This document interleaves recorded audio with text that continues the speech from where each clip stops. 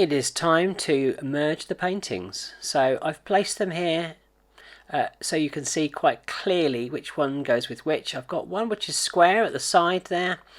Very obvious that it goes in the square frame. And the other three are very similar in shape, all rectangles, but they do match up.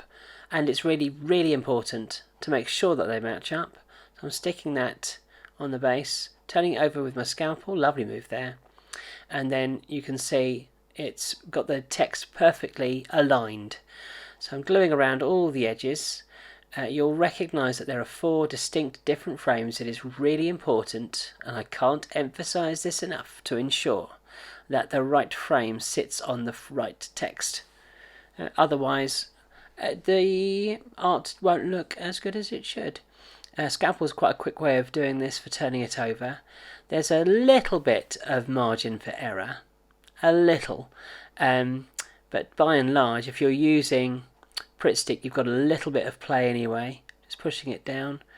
And of course, once they're stuck on, you can trim them afterwards. You can, of course, back these further by putting them on cardboard, if you wish to, and you can trim them even more if you wish to, but that yellow boundary around it makes sure that you've got a little bit of space, something to stick onto and attach it.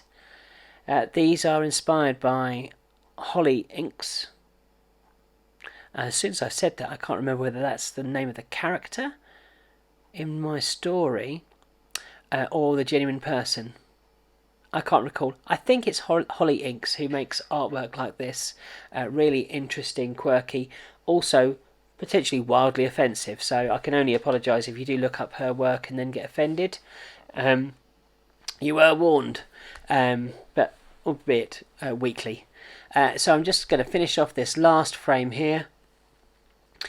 These slogans I came up with to support the challenge of the project itself. I really like the fact that you could have them as artwork, should you wish to, albeit in tiny form. Gluing around all of the edges and making sure that the frame doesn't matter which way up it is, but make sure that it's around. And you can see there's a little bit of trimming needed on the top of the left hand one. I can do afterwards. I'm going to mount these on card though. And then I'm going to trim the right hand side of the second one along. And you can also go around it with pen if you wish to. But there is the last one, finished in frame.